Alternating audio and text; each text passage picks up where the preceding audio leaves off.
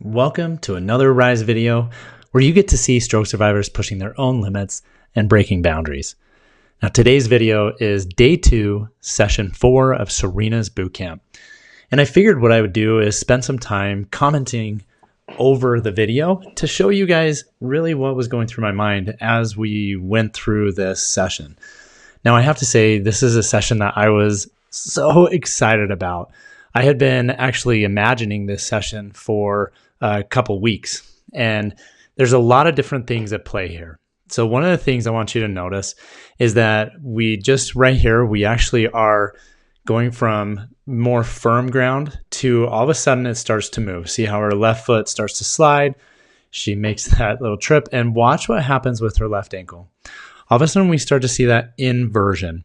And one of the things that you'll find is that with a stroke survivor, and when you start to increase the challenge, you'll actually really get to see where their weaknesses are. Just like here. So Serena, as we started going, I just remember thinking, oh boy. All right, so she hadn't showed me anything like this. She hadn't done anything like this the entire 3 sessions before this. And I had pushed her pretty good. And so I was a little bit surprised. But as we kept going, I was like, man, okay, like, is it hurting? She said no, but that's not something you want to get tons of repetitions on. So I'm sitting there trying to figure out, okay, how am I going to adjust this? Because if I say something about it, then it becomes less of a sensory motor adaptation strategy, and it becomes more of an instructional strategy. And that's not at all what I want, because I want Serena to figure this out without me. Because if she can figure this out without me, then what will end up happening is that cerebellum will take over. So I just decide, okay, I'm going to start trying to go up in different directions, so you can kind of see it goes up a slant. I'm like, okay, let me just see if I comes down on this side, see if I can fix that, and look, it's putting a lot of pressure on that outside heel. No pain yet. So now if you look, the incline is kind of at this angle. So it's at an angle that is allowing for gravity to get more eversion. And so if you watch, you can see that there's actually less inversion happening. So it's like, okay, now I'm getting some repetitions with less inversion, but still you notice that there's many moments where it goes out. So right there, as soon as she starts to push out to that side, see how now we're starting to go down? You get lots more eversion. Now again, I kept asking her, okay, is it hurt? Is there any pain? And she said no. So we keep going. Now I wanted to start challenging really her balance even more, because that's really why we were out there. The more she holds onto my hand, the less balance she's actually practicing. So I had her not hold on to anything. But again, as we start to go down, I start to have her angle as she's going down the hill, so that gravity will help with a little bit more eversion. There you go. So you start to see this happening. As soon as it goes out, she goes into that inversion. But watch what happens here. So here's the interesting thing about this type of intervention. When it comes to sensory motor adaptation, the individual's cerebellum ends up taking control. And it's always trying to learn. If we continually correct through our own words, through trying to get them to say something or to focus on something specific, like don't go into that eversion. Now I was just explaining in the video, like what's actually happening. So now just watch what happens.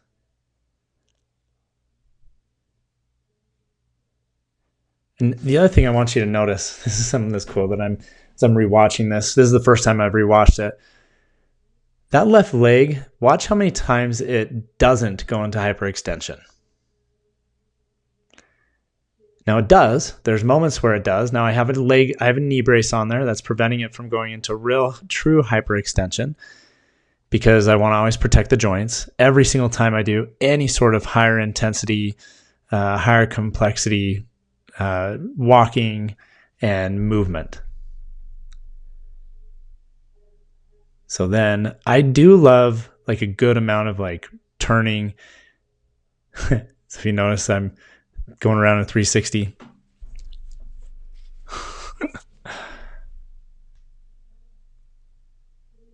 But as you start to add variability, the cerebellum starts to kick in more and more. So yes, even though we do see some more of that, and this is actually really, really like soft right here. So that's just what I'm just letting her know, saying that it is soft. But let's get sitting down for just a minute because her heart rate was in the 90%. And I also wanted to see how she gets down on the ground. And this is at a slight angle, so it's actually going to be a little bit easier for her to get up.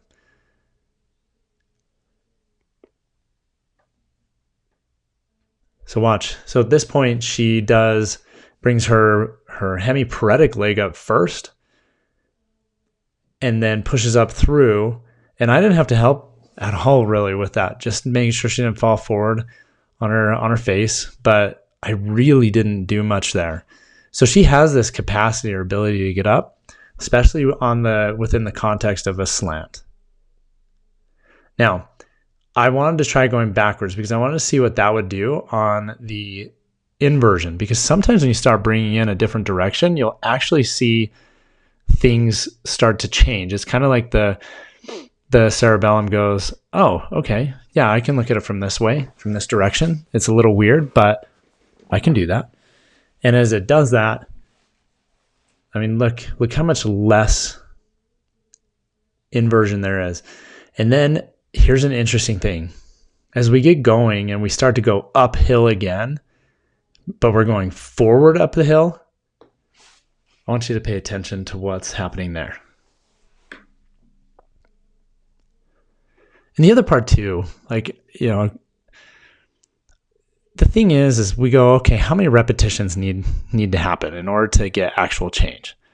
Well, this is a great example of we need lots and lots of repetitions. Serena needs, and she's high level, Serena needs so many steps to really get this. Now see, watch as we go back forward. Watch what happens with that ankle. Watch. Look at that. Is that not the coolest thing? So if you look, even when it starts to slide out to the side, notice how she doesn't actually invert as much. There's a moment right there where it does, just slightly.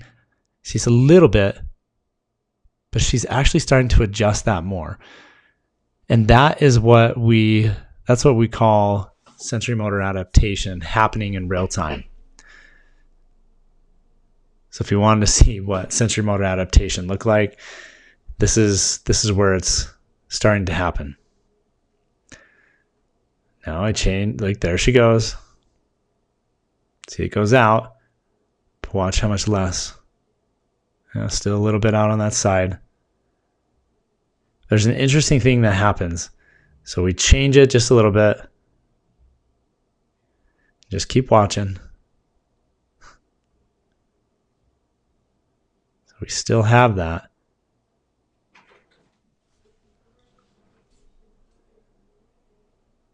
Now watch. There we go. So I find the angle where, okay, it's actually going to help with that inversion. We're going backwards. And I'm trying to keep with that angle. That's what I'm trying to do there.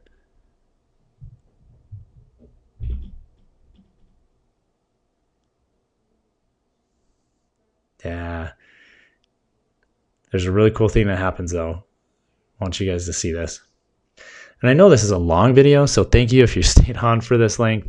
I know that this is a long video, but you know, I debated whether or not to post something this long, but I think that it's important that you watch and see what a session or a HIIT session actually looks like. And it takes tons of repetitions. It's not like, okay, let's sit down after 20 feet, you know, let's go fast for 20 seconds. No, I mean, if you notice, we've sat down one time so far. One time, and it really has been in this, it's been somewhere around 30 minutes. I've just sped things up. Okay, now, But look at this. So I'm just trying to make it so that her foot doesn't slide back as much. But this was probably the most difficult part of, you can see that slant right there. And she's going straight up that slant. And watch her ankle. All of a sudden, it's like the cerebellum clicks. It goes, oh my gosh, this is what you've been trying to get me to figure out the entire time.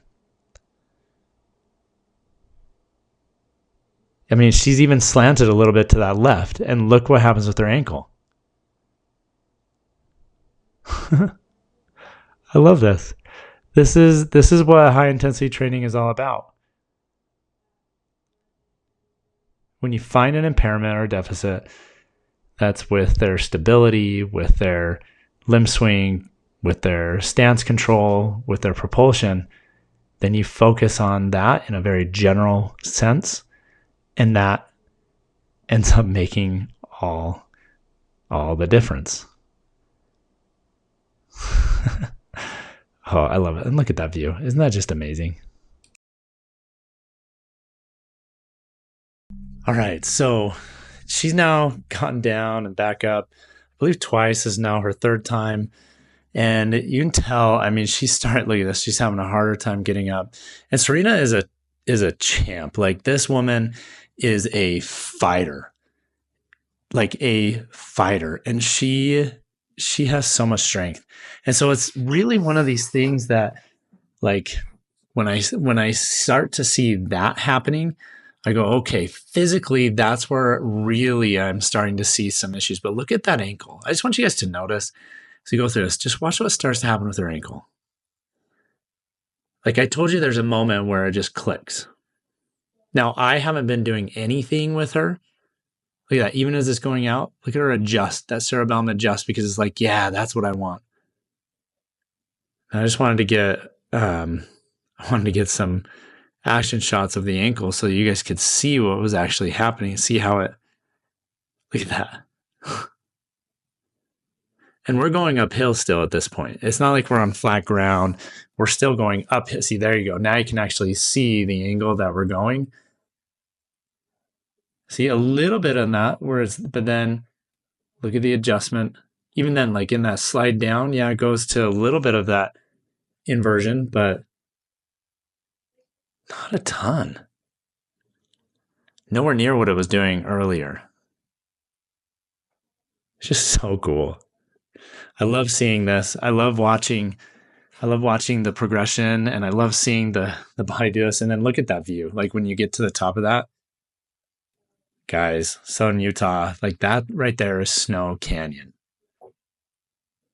And then this is the walk back. Now, there was something that was interesting, is that at the beginning, she was like, man, this is hard.